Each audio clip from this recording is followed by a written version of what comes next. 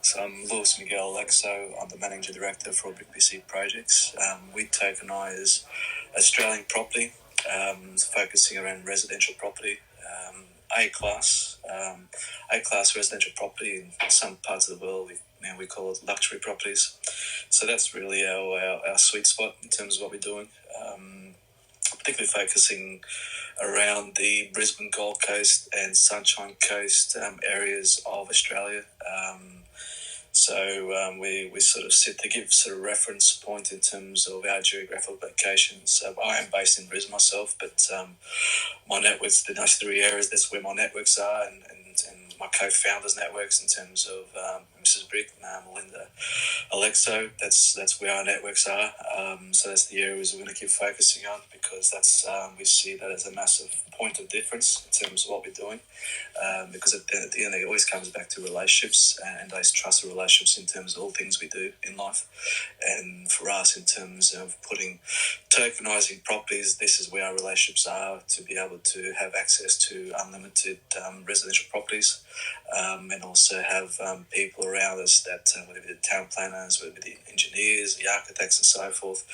These are the people around us that have been with us for over 25 years. And these are the people we go to, and obviously given the relationships, obviously there's that loyalty and so forth that goes with it when you actually have those long-term trusted relationships. So these are the areas we're focusing on. Just want to give a reference in terms of where Brisbane is. So Brisbane sits in the middle of Gold Coast and Sunshine Coast. So Sunshine Coast is 100 kilometres north of Brisbane, and Gold Coast sits 100 kilometres south of Brisbane. In reference to probably more common cities that people know in Australia, like Sydney. So we sit 1,000 kilometres north of Sydney. So we're all on the coast. Which most of Australia's population does live actually on the coast. We do have a small population in the inlands, in the sort of the middle of Australia. So most of our population tends to live on the coast. It's something that the government's trying to change, to have some of these more inner areas in terms of Australia to be populated, because we're such a large country. But again, we are such a young country in our history that it's a progressive thing. So, so that sort of gives you sort of reference where we are, where we sit geographically in terms of what we're doing here in Brisbane, Gold Coast and Sunshine Coast. But we'll probably make an official start as far as the content of today's session. So, looking in terms of what is tokenization of real estate, probably just sort of a basic example I always use to try to articulate. Obviously, it's on the blockchain, so whatever we do in terms of the tokens, it's all on the blockchain, and we're focusing on the Ravencoin blockchain, where we're minting our property tokens. So basically, tokenization real estate is basically, we always like to use a simple example. You go back to where in the past people have thought about it, or people are doing it in terms of going into a partnership of owning a property. There might be 5 people involved. You might have sort of sought out a fantastic property that might cost $1 million, and everybody contributes $200,000. So then you pull your money, you actually go and buy that property, settle, and you rent that property out, and you go on the journey as 5 people owning that property, and you obviously bear the fruits of that property in terms of the rent and the capital appreciation over time of that property. Well, we're doing the same thing. So real estate tokenization on the blockchain is very much the same thing, but instead of being 5 people, it could be 40,000 people. If everybody just has one token, then it could be 40,000 people pulling their money together and actually going on a journey and owning a property together, and then bear the benefits of that property. So the fundamentals are exactly the same, but basically what it actually allows is actually it can come from any parts of the world and be able to own a real estate property in another country, in our case in Australia. So that's just a simple example trying to articulate in terms of what is real estate tokenization. Probably in terms of something that I'd like to people who are attending today, if you just want to take a snapshot of yourself and then put it up as a comment in terms of being here and being involved in our session today. I'd like to share with you a gift, which is actually the NFT that we minted last week's session of BRIK Q&A. It's called The Future of BRICS, which outlines our 10-year vision and showing the property roadmaps over the next 10 years in terms of year 1, year 2, and so forth, year 10. Which falls in line in terms of the 2032 Olympics. Here in Brisbane, we are hosting the Olympics for the 2032 year. So they'll be here in Brisbane, which basically takes some of the events to the Gold Coast and Sunshine Coast at the same time, given some of the venues required and so forth. So there's an NFT gift that I'd like to share with you, the people who attend today. And again, just sharing what we're doing, and hope that they enjoy that gift. But yeah, look, in terms of the topic, why Tokenize, and always like I had a couple of comments I've seen from traditional real estate investors on Twitter, and one particular guy he said got a big following. He sort of said, are we creating a problem for a solution? And I think, well, obviously you don't understand how hard it is for people to get into real estate to make those comments. That's what that's what today's session is about. Well, why Tokenize it? Why not just keep doing traditional real estate properly and keep buying property and just keep it traditional way. But we all know that there's problems with traditional model. Problems in terms of being such a big asset, the illiquidity. The banking systems, in particular in terms of for the average person to go and buy a property, obviously you got to deal with banks or some sort of financiers that will actually help you buy that property. But it's such today, and it won't get better. The clunkiest systems of the financial systems to lend money to buy property continues to get harder and harder, because also properties are getting more expensive. So for the average person who's on wages and getting an income that basically are very much fixed, because wages aren't increasing all that much. If you have a look in terms of what the average wage was today and compared to 10 years ago, it actually has increased all that much.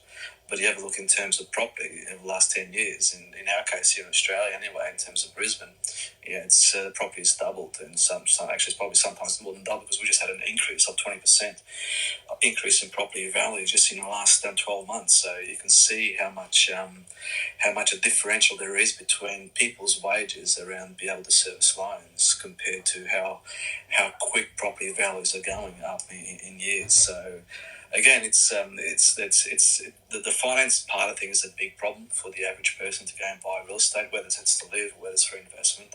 It is a major problem, and will continue to be a major problem as we go forward. And we also notice it's been such an illiquid asset, is that the ability to buy and the ability to sell is very hard as well. Because you can't just sell a part of something that you need to access money. You can't just sell part of a real estate property. You got so that you sell all, or you don't sell. And just the long process it takes in terms of for the average. Obviously me being a CPA, accountant, being involved with businesses over the years, and I see at the cold front in terms of how long it takes to, when you first start looking at a property, to the financing, get it all approved. Something it can be for a month to 3 months in terms of the whole process to buy real estate property. So again, it's such a long process, and sometimes those opportunities might be missed. So it's one of those things that we see that as it continues to challenge people. And I also share a story with some friends of ours that last year what they went through, going over that long-term journey and the challenge and so forth. And also the fact now that in terms of people who have access to cryptocurrency, they've got different crypto projects, and again, it's a new world where people can actually start using crypto. So, but some of the traditional still basically only accept fiat currency. So again, it's a challenge, because why can't we start using cryptocurrencies to be able to buy properties? it's why do you have to convert back to fiat? Why you can only accept fiat? And again, in that space, there's some really, really interesting movements that some people I'm dealing with in terms of what we're doing, and I'll share a couple of stories around that as well. In terms of with the ability to get on the journey with a property, obviously there's always challenges. In terms of dealing with authorities, with the compliance that goes with it, and dealing with partners, as in a traditional model, if you have partners involved in the property.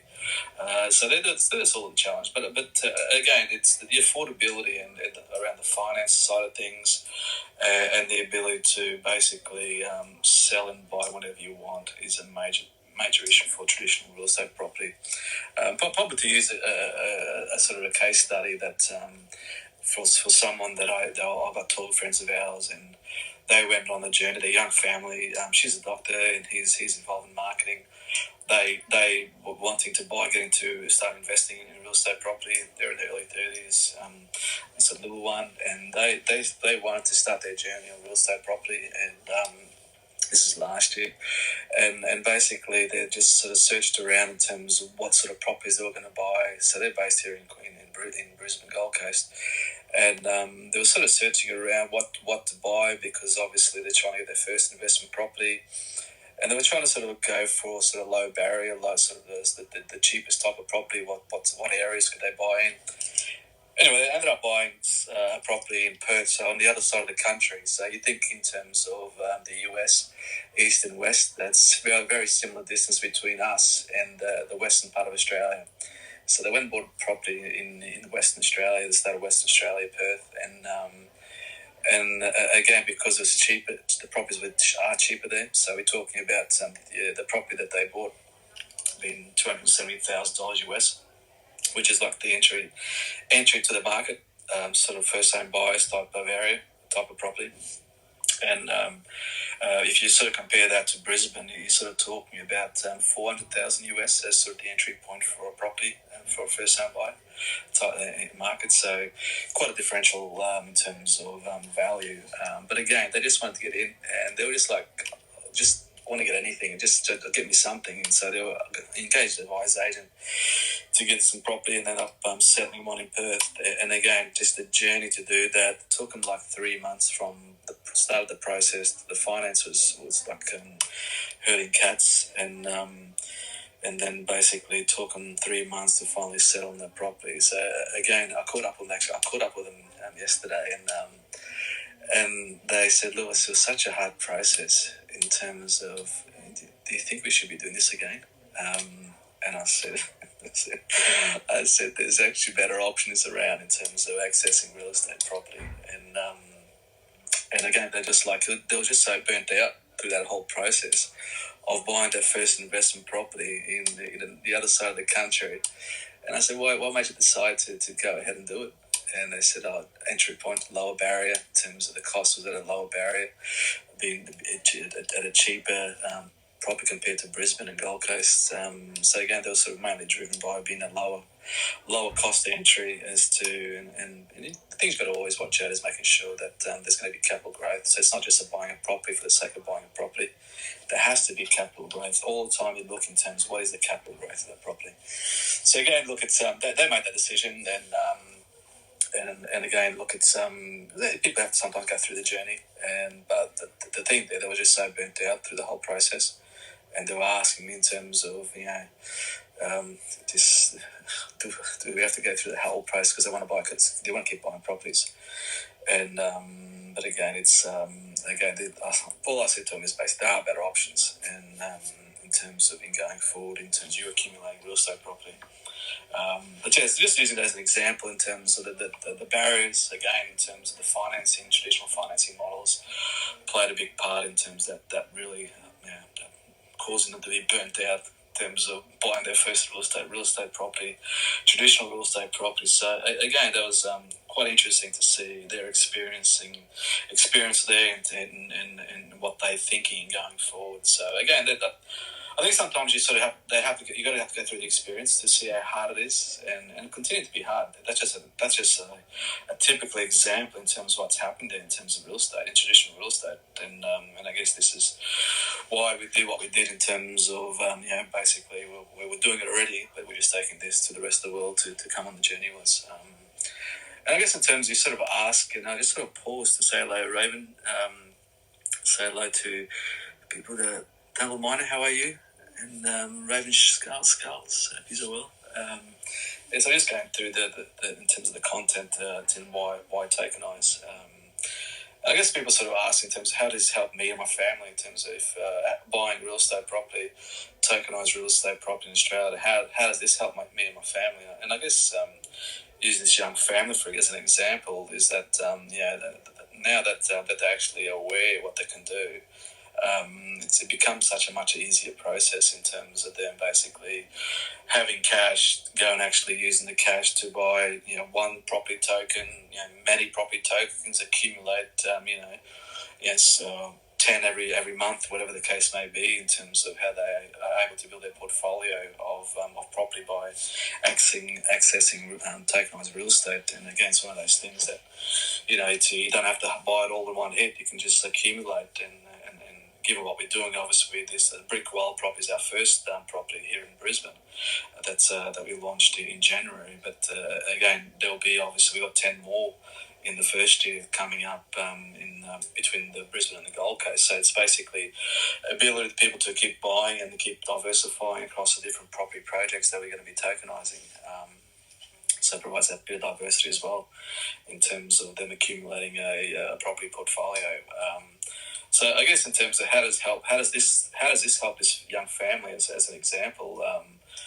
Again, that they have the ability to accumulate their wealth, because at the end of the day, as these properties, these tokenized properties that we're putting up, as they increase in value, obviously the token value also increases with it, because that's where it gets its core value from. So again, over time, they're able to increase their portfolio of property. And again, there's nothing stopping them to get to a point, say 4 years, 5 years time, okay, we're going to cash some out, some tokens in a secondary market. They're obviously providing for buyers and sellers of our property tokens to go and actually cash some of that profit in, and be able to go and put a down payment on a property that they fully own. So again, there's many. It just gives you so many options in terms of what you can do. And I guess this is the beauty about tokenized real estate. Basically, you can have 1,000 property tokens, and you can sell one, you can sell many, you can sell all if you want, as you go on the journey. So it provides people flexibility in terms of how they're able to cash in some profit along the way. All people by most take the view this is going to be our generational wealth, where we have the one or two properties that you just have the view. These 2 or 3 properties that we bought in tokenized real estate properties here for what we put up, to be able to say this is our generational wealth. This is what we're going to be passing down to the next generation and so forth, that they go on the journey. And some of you obviously would know some of that generational wealth, especially if, like, say, for example, New York. You think how many families have been there in terms of generational wealth in real estate property in New York. Obviously, the property values are at a very high level, which is not affordable for the everyday person in terms of those New York prices. But you probably find that there's so much generational wealth there that's second, 2, 3, 4 generations that have held those real estate properties. So again, in terms of what we're doing, people could have that view in terms of certain properties that they buy in tokens in, that can be part of their generational wealth, because the properties we're putting up, these properties are going to be held indefinitely, so there's no intention to sell these properties. So it provides a great platform to create the generational wealth in going forward, in whether it's 1 or 2 properties or some of them or one of them. So it provides the flexibility to people to make that choice. So again, this is how we see this is going to help people individually and family to be able to start increasing their portfolio in property, but such a low barrier to entry. In terms of, sometimes I've been asked this question a few times around in terms of, I think people are still confused about accessing real estate in another country, especially obviously Australia. So you might be in the US, you might be in England, and I think that whole concept of buying property in another country is still a bit hard to believe that you can do that. But obviously we're doing it. So, but it's always quite a sort of people aren't too sure in terms of, but can we really do that? And again, given that obviously what we do in terms of being compliant from all our regulations here in Australia, and obviously we'll be compliant with the blockchain rules, obviously working with DigiShares, who are the global leaders in terms of real estate tokenization service, in terms of creating the platform, as well as obviously maintaining that platform. That's obviously who looks after us. So from that perspective, we obviously meet all the compliance issues. So, but I think it's still quite interesting that people still find it hard to believe that you can actually buy property in another country or tokenize property in another country. And I feel that's sort of been a bit of a barrier for us in terms of people actually believing that you can do it. But I guess when we talk about blockchain, anything's possible, because here we are all buying crypto tokens, crypto coins in different projects around the world that are on the blockchain. So I think this is where the blockchain has brought the world into the one place that basically we can do anything in terms of being on the blockchain. So I guess for us who are in this room here, it is second nature that in terms of access to assets on the blockchain from anywhere in the world. But I think some people that are sort of obviously new to blockchain, or even some people who are traders in cryptos, they still sort of question as to whether you can do this or not in terms of real estate. And I guess we're playing our part in terms of educating and hopefully the people around us, like yourselves, that are here in this room, are sort of sharing that message that you can buy real estate in another country like Australia, in terms of through tokenized property tokens. So just pause also to welcome Philly, Jeff. Thank you for joining us. Really appreciate you guys. But yeah, so basically, just going through some of these fundamentals in terms of why tokenize. Some of the things we'll sometimes get asked as well in terms of, how can I access the profit from the tokens? As our model is basically the net rent from the property is invested into a crypto portfolio each month. So we start with the property as the core asset, and then basically from then on, which is obviously so the BRIK token series. So it's a $2.6 million total cost. So basically, once we sell tokens and we settle on the property, we basically then obviously start generating the rent each month, and basically the net rent that's generated gets invested into a crypto portfolio. So basically, then you've got a property token series that's backed by the core asset, the property, but also an increasing in value of the crypto portfolio in there, with a dozen NFTs in there, because obviously we use art to put inside our properties. So again, each property token series will have a dozen pieces of art, NFT art from the Ravencoin artists. That's basically only buying from artists that are actually minting on the Ravencoin chain. So I think we're up to around 8 pieces of art for the BRIK. So again, that's nice pieces created by people like Indy, by Morgan, and a few other artists that in excess as well. So there's a few pieces that we've already locked in that we bought for the BRIK property token series. So again, they'll have value in its own right as well. What value you put on, it's hard to say. Again, it's always in the eye of the beholder in terms of what the value is for those pieces of art. And we like to think that soon we'll be adding a piece of art from Kevin Lynch from his land art collection that's being released soon. So again, it's for us, it's also continuing to support the Ravencoin community, especially the NFT artists, to where we can support them and buy their pieces of art, whether it be for the property token series or whether it be for our office in Brisbane, our BRIK Projects office in Brisbane. So it's again providing that support. So as a community, we're moving all in the same direction to really capitalise on the future that where we're going as a community. But yeah, so basically the people can take the profit out. So as I said, they can sell their tokens and be able to cash in some of their profit on those tokens as the time goes. So there's no reason why people get to a point then that they're in a case of emergencies, they might need some money, they can cash in some of their tokens, their property tokens on the secondary market. And then also be able to go on the journey and see their value of their property tokens increase. In terms of accessing, so people can actually go on our BRIK website and there's the link there to our BRIK projects property token platform, so people can get the link there and go on there, and they can start. Obviously, we launched the BRIK Koala in January, so that's available now, so that we continue to sell the tokens and that on there. The process is quite simple. So as I said, we sell them properly. We this BRIK Koala, for example. Obviously, we at the moment got on the website we got the koala count, as I call it, and where we're up in terms of sales of tokens, of BRIK Koala tokens. So we're 1,111 to be exact. So we keep that up to date daily as we move and we sell, so people know exactly what's happening. So basically, once we sell all tokens, BRIK Koala tokens, we sell on the property, and we start generating rent. It's actually already a rented property already. There's tenants in there already, so the rent basically starts from day one. Again, people sort of obviously there's I think probably around 18 of us around the world now, by last count anyway, that actually are tokenizing real estate, whether it be residential real estate or commercial real estate. So there's around 18 of us, and again, it's why would people choose us, BRIK projects, to buy their tokens, their property tokens?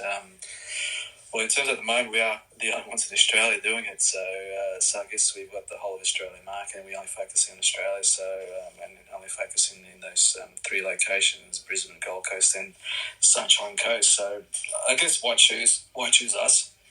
One, obviously, Australia is obviously a big draw card given what's happening here in terms of some of the drivers here in southeast Queensland. With migration from down south and migration from other countries because of what happened with COVID, expat coming back, and obviously we've got the Olympics in 2032. So we've got all those things happening here in southeast Queensland, which is the areas that we're focusing on. But also in terms, it comes back to the voice comes back to the people driving, and I guess in terms of myself, obviously, as I said before, I've been an accountant for just around 28 years by last count, and also in terms of being in property for the same period of time, and my family and my partner's family has always been in property. So Melinda, my co-founder and life partner, her family's also been for they built properties themselves, and so we've always been around property. So property's in our blood, I guess, and I guess things become very second nature when you talk about property and you look at property, look at the flow of property, constructing property from A to Z. So they're all the things that I guess over time with experience, and it all becomes second nature as to knowing what's a good property, what's a bad property, and I guess it's that trust, dude. At the end of the day, like I said, I've looked after people in their businesses for 28 years, and a lot of trust comes from that in terms of how you strategically helping them in terms of their journey and helping them and their families. And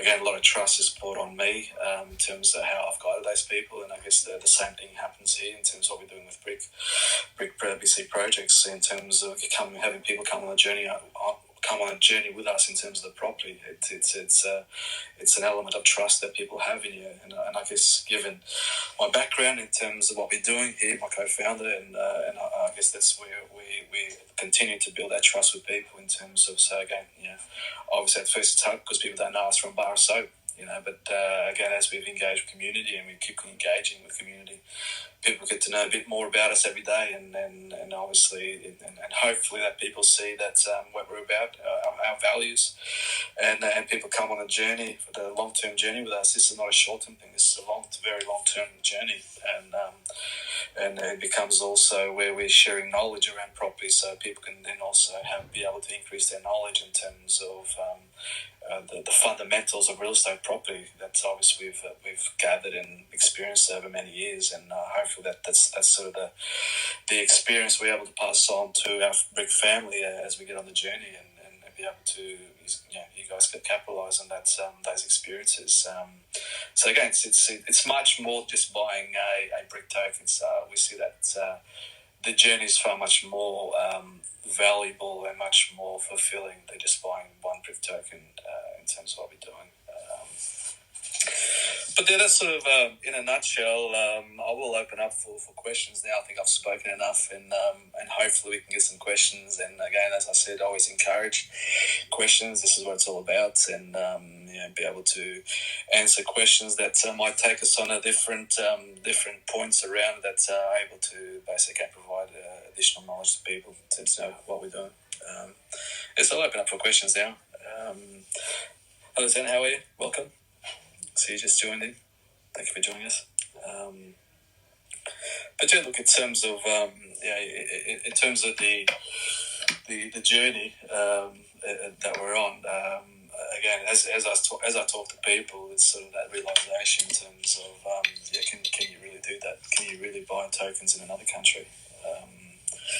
And I guess this is a new frontier. This is we're very early, and again, for us, we continue to educate people that no blockchain, no crypto projects, which is a far easier conversation than somebody that doesn't. Just yesterday, I was in some meetings down in the Gold Coast yesterday, and just having a look at some of the properties coming on later on the year based on the Gold Coast, and just talking through some of the things.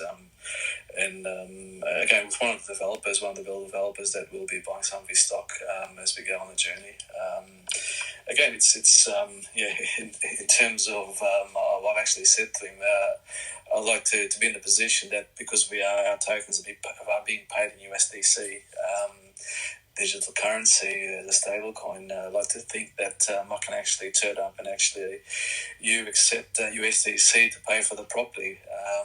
So whether it's 2 million, 3 million, 4 million, have the ability, because he's very open-minded in terms of the whole crypto projects and cryptocurrency, and I think his target market, given what he's got planned in the future, that's got to be an area that he's actually has to set up a merge facility to be able to accept cryptocurrency for payments for the properties they're building.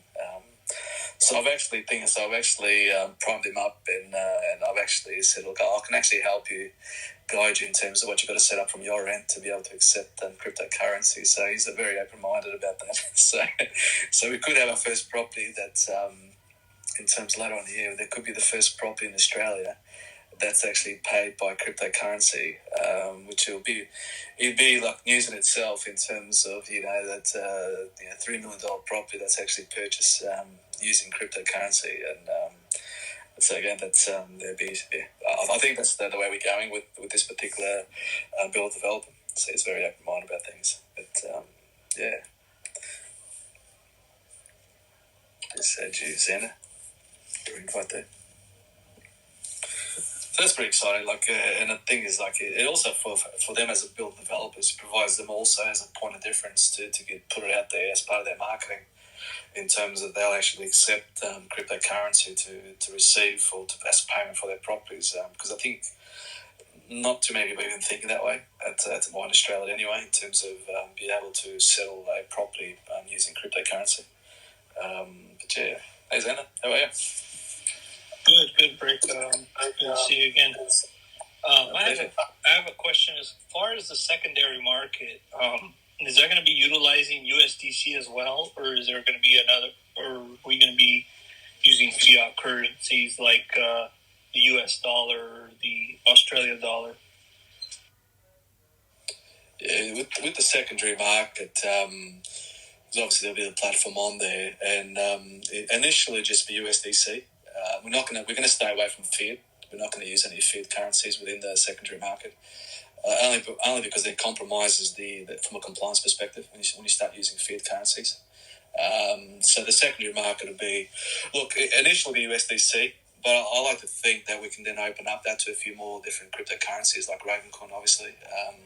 Ideally, obviously, in the next, hopefully in the next 6 months, we can have the Ravencoin stablecoin as a stablecoin within the Ravencoin environment. So again, as I said before, once the stablecoin for the Stably is actually released, we'll actually add that as an additional stablecoin, because from a compliance perspective, it's critical that we have a stablecoin involved.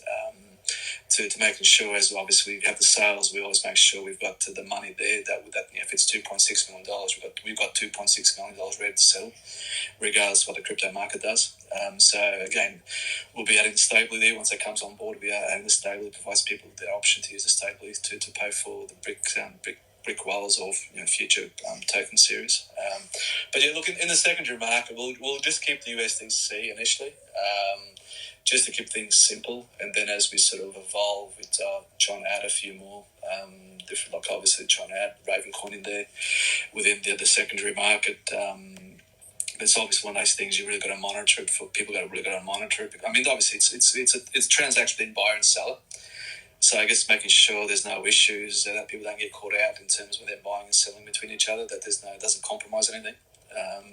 Because last thing we want to do is basically, something's been sold and that particular crypto drops in value and it causes all sorts of drama. And so I'm always, as you know, Zan, in terms of giving my training as an accountant, I'm always very conservative and always try to sort of look at the risks around things. And again, this is another area of making sure that it doesn't complicate, it doesn't compromise people as they buy and sell between each other on the secondary market. Yeah. Cool. That's awesome. Appreciate it. Thanks, Bryce. No, pleasure. But just on that there, with we actually are working with a couple of merge to launch a couple of merge platforms on our token platforms, so people can just, if they find that sometimes people obviously, most of us here are obviously used to transferring between wallets and so forth when it comes to, for example, obviously people when they buy the USDC, when they buy BRIK wallets, they've got to transfer USDC into our platform first to be able to then swap for a BRIK wallet. We're going to be adding, there's two platforms that will actually, as we speak, we're actually in a mix of actually trialing them out, making sure it ticks all the boxes. So over the next sort of week, we'll have days there as additional ways to pay for BRIK wallets. Again, you're still using USDC, but using it obviously an easier way for people to be able to buy BRIK wallets. So yeah. Hey, Jeff. Hello, everybody. How's everyone today? Good. All good. Yeah, so I've been following Ravencoin, invested in Ravencoin March 2008. I think it's an awesome product. It blows my mind that, some of these, Ethereum second layers are still chugging along and people are throwing money at it. And, I guess it's just, the Wild West pull the slot machine with a lot of these tokens. I think the product with Raven, that offers is awesome, like all around utility token, you name it. Question I have there, Lewis, for you. It's Lewis, right? Correct. Yeah, so I've kind of missed a bunch of sessions. So the question I have with investing in foreign real estate, so I'm in Canada. So one question is, so I buy, the tokens and invest in a property over there. What's protecting me, that you just don't sell the property or something happens and there's litigation and, before I know it, everything's gone and liquidated. Like, how does that work? If you can explain it. Yeah, good question, Jeff. Good question. So the property itself is actually held in a company. So when the BRIK wallet, for example, it's held in a company, and that company is obviously has shares. And then those shares, obviously, the tokens are matched against the shares in that company. And obviously, the rights attached to the shares is the same rights attached to the actual property token. So I guess in terms of there's obviously a set of compliance we've got to meet here. Obviously, we've got to lodge tax returns for that property. There's obviously responsibilities around in terms of each year with our ASIC, which is the SEC in America. I'm not too sure in Canada. What's your equivalent there in Canada? Yeah, I don't know. Yeah, I don't know that. Yeah. So again, there's a set of compliance that we've got to meet each year in terms of, and we actually have also. We're having each company, not that we have to, but we actually having each company also audited. So making sure there's a second person that's qualified and audited that is able to verify that the data in there is all above board. So we're putting all, again, as I said, given obviously my accounting background, they're all the things that I look for when I'm investing in something to get a peace of mind. Obviously, once it's on a journey, the property's on a journey. In terms of you ask, in terms of what's if something goes wrong, and I guess this is why we quarantine each property in its own company. So it's quarantined there, so there's no risks outside of the property in terms of something going wrong. And again, it's a lot of, obviously there's a lot of trust that obviously people trust me to keep these companies going in their own right with each property token in there. And I guess this is why I say we're on a long-term journey and basically be transparent around in terms of what's happening. So, people get obviously the financial statements, a copy of the financial statements each year for that particular company that owns that property, that people got tokens in it. So again, it's been very transparent on the journey. And the thing is, if something goes wrong, because I'm giving updates and it's all there to be seen. So if people got issues along the journey, they can ask the questions. If they see something's not right, they ask me the questions. So again, it's not like you're buying and forgetting and basically hoping everything will be right. This is a journey. This is a journey that we keep updated every week, like we're doing today. Is making sure, there's that constant engagement, and this is why.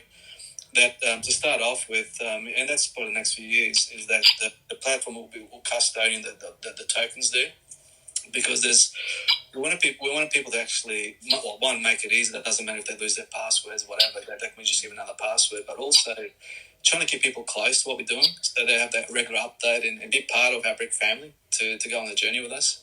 It's not like other projects where you basically buy and forget it, that you couldn't give a shit about what happens in that project. There's that care factor. We want people to come on the journey, but be engaged in all things that we're doing and be updated what's happening. And again, it's very much a long-term journey and a loyalty and a trusted relationship we have as we go on the journey together. Look, there'll be many people, obviously, as we grow and scale up, but the fundamentals will still be the same. You'll still be talking to me and in terms of what we're doing and having these updates every week. So I guess, I like to think we're sort of a bit different from, other big projects that are out there, where basically they lose touch with the people that are first thing we engage with. And again, like I said, it is a trust thing. Property is a trust thing, because, people can go and buy an NFT and pay, $1,000, $1 million for an NFT, but and basically hope that everything goes okay with the price of that NFT. But when it comes to property, even an $80 property token, they want to know exactly what it is, what's happening, and it is a different mentality, and basically that's the mentality we're used to anyway. So again, as to the point, we want to make sure people keep engaged with us on organic. So that's pretty much that. I hope that sort of answers your question, Jeff. I know it was a long answer. Yeah, no. Information's good. Like, what I see in the space and the NFTs and everything in Ravencoin is like, this is like ground zero. It's like you're a pioneer on this. So what I see now, another question you kind of tweaked my sort of interest was, you said the BRIK tokens are pegged towards a share. Like, how does that, and if that's the case, does it trade on the Australian Stock Exchange, or like, so? And the other question, I guess, relating to that would be, how does the token would be like made public, or would it be traded on like T0 or some sort of alternative, digital exchange?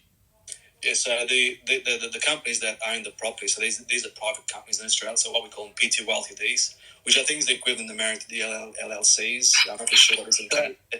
So a private company, it's not listed, it's a private company that basically there are shares, and those shares basically each say for example using the BRIK Koala token, so there's 40,000 BRIK Koala tokens, so each BRIK Koala token is numbered. They've got an ID number from 1 to 40,000, and that matches against the actual share, which is also numbered from 1 to 40,000. So again, it's a bit like an NFT, because it is referred back to the actual share.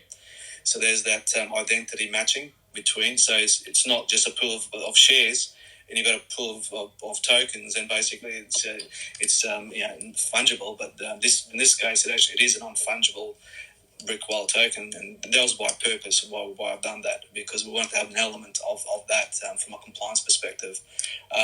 So in terms of the secondary market, I mean, ideally, our long-term plan is to start off with, we'll have our own secondary market. So as I said, DigiShares provides our platform, so there'll be a secondary market within there under the BRIK BC project. So there'll be buyers and sellers in there. So people coming in for the first time and want to buy BRIK Koala tokens from existing token holders, they'll have to do their KYC to come into our platform, and then they'll be able to buy. So for example, you put yours up for $120 for sale, then there'll be a buyer there that want to get into it and buy your token to come into the BRIK Wild token series.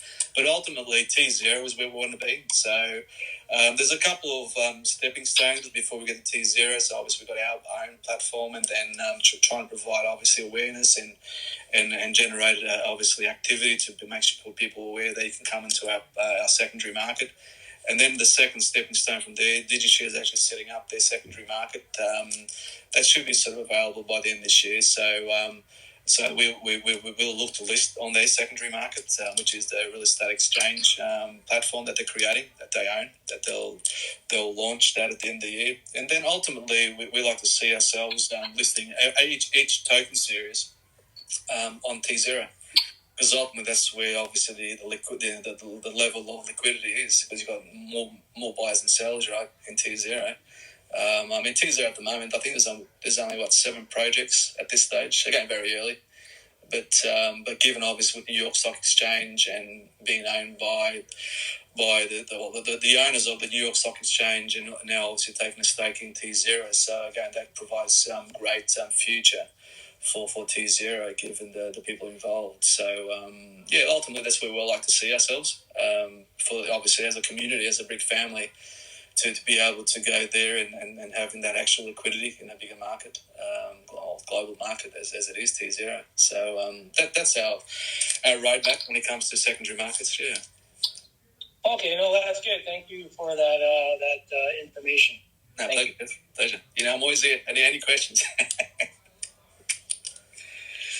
But yeah, look, it's as I said, it's we're all very early, and we continue to educate, and again, we encourage, as we've also got some people in that are planning, some of my colleagues that are planning their token platforms on the Ravencoin blockchain. So we've got obviously Sarah and Dan, so they're launching theirs pretty soon. They're probably from Wisconsin, and we've got obviously Jake. Jake's also planning in 12 months' time to launch his property series as well. So there's a lot of activity coming onto the Ravencoin blockchain. Obviously, as I said, we've got 10 in the next in the first year that's coming up. But obviously, we pay due respect to each property token series that we put up. So once BRIK Wild, we move on to the BRIK Root, which is will be a property very, very close to down the road from the BRIK Wild. So we're sticking to the same area in the first 6, and then the 7th one we plan to go do our first one on the Gold Coast, given some of the things I've been planning and locking in with some of I build developer on the Gold Coast. So they're coming on later on in the year, the Gold Coast ones. But yeah, well, basically year 2, as I've got in that future of BRIK's timeline, 10-year timeline that I shared last week, is to do 20 properties each year, year 2, year 3, and so forth, doing 20 properties, which is around $70 million worth of real estate all up in today's dollars, because we know obviously property values are increasing, but in today's dollars, that's our plan, that's our roadmap that we're focusing on. But yeah, that's and then we start talking about some of my other colleagues that some of the ones in Europe that they've asked my opinion what chain they should be minting on. So we've had commercial projects in Holland and some in America as well. That these are big projects that they're $180 million projects. That in terms of being sort of residential, commercial down the bottom, sort of a bit of a mixed commercial projects. So they're the sort of projects that we got coming onto the Ravencoin chain. That again, that's why I get excited when I talk to some of my colleagues and what they're doing, and for us as a Ravencoin community, it's continuing to encourage people to come on our chain. As to as you guys know, we started with Ethereum and we switched across to the Ravencoin because of all the things we know. That's as to why we switched. Zena, Lewis, I had another question. As far as the registering with DigiShares for the properties, is it a separate registration as far as every single property? Do you have to register separately, or once you registered and KYC'd on the first one, you can also participate in the other properties? Spot on. Yeah. So once you're in our platform, so BRIK BC Projects property tokens platform. So once you register for the first time, that basically it applies to all future property tokens we put up. So just that once, it's just coming into our platform. Obviously, the DigiShares create our platform, but it's actually our environment that it's just for us. They maintain it, obviously, but it's actually us. Once they actually have the secondary market, I think the secondary market, what they've got plans for the secondary market is basically once you've actually KYC'd in our platform, other platforms, other token holders, other property token platforms from other people. I think once you've KYC'd once in a respective, I think they'll be okay for the secondary market. They don't have to KYC again for the secondary market. I believe that's sort of their plans. From brief discussions I've had with Klaus from DigiShares. So, for example, obviously renewal blocks in terms of one you're involved with Jake. So once you KYC on your platform, and then you go into once the secondary market is launched, the real estate exchange by DigiShares, I think that there'll be the reciprocal KYC rights that basically once you've done once, then you're okay for to go onto the exchange on the secondary market exchange. Yeah, I believe so. I know I've said that. That's what I've so far been. But in terms of our platform, our platform, once you've done it once, it applies to all future properties that you've done it once. That's it. No more KYC. Yeah. It will also be painful. I know, right? It'd be painful. Multiple ones, but that's why I was asking. I was like, man, that would suck to have to do it more. But no, I appreciate it, Lewis. Pleasure. And again, like in the wallet, obviously you've got BRIK wallet. You'll see obviously you've got your property there, your property series there in your wallet, and then basically just have multiples sitting next to each other. And I believe that they're doing a bit of an upgrade, so you should see a bit of colour. A bit more colour involved in the action from an investor perspective on your wallet there. So the guys that did just continue to improve the platform, which is fantastic. But yeah, so it's just once. KYC once. That's all we got to do. But yeah, look, I'm trying to sort of stick to the hour mark. If there's no more questions, I'll sort of do a bit of a wrap up some things that I wanted to mention. But if there's no more questions there, again, I'm just making sure that, as I said, we always appreciate your time and making sure that I stick to the hour so you can continue on with the rest of the evening, afternoon, morning, depending where you're at. But yeah, look, as I mentioned at the start of the show, that a big thank you to Chris. Chris, who's a great part of our community that does some fantastic things in our community. He's got his YouTube channel, and actually I shared it yesterday. Actually, he done a video on BRIK BC projects in terms of what we're doing and how we're doing it. So it was a fantastic way to articulate in terms of what we're doing, and a big thank you to Chris, and he continues to do across other projects on the Ravencoin blockchain. So again, a big thank you. He does this out of his own back. He doesn't get paid for it. Just basically a huge contributor in terms of the Ravencoin community. So check out some of the videos. I was actually driving down the Gold Coast yesterday, and I actually had some of his videos going, sort of catching up on some of his latest ones. And so I actually had it on the dash and had the thing going, and I was probably a bit naughty that I took a photo while I was driving, but I just wanted to share in terms of that we continue to support Chris in terms of all the great things he does for our Ravencoin community. So again, thank you, Chris. But in terms of mentions. For the rest of the week, we got our What is Real Estate Tokenization tomorrow, which is Wednesday, 3 p.m. US Eastern Standard Time. Again, our daily show, which is just looking at real estate tokenization in general, what it is, and then so we always have a guest speaker come in and talk relevant to the topic, which Jake is actually my co-host for. So again, that'll be on tomorrow again.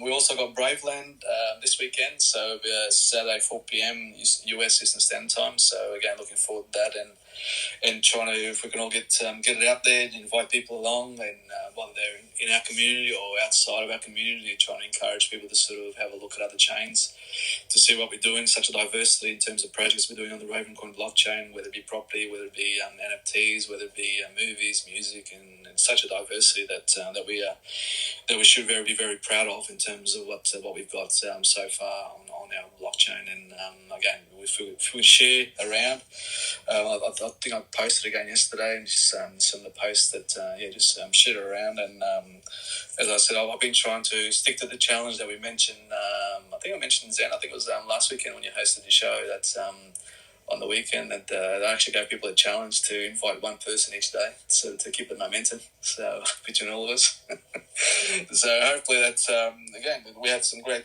turnout last month, and which obviously was the first Saturday of the month.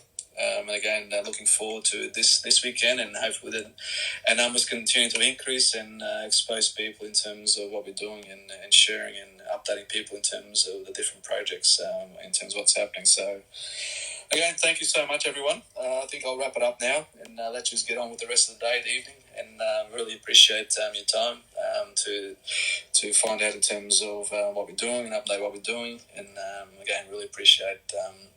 Take care and stay safe. Bye bye for now.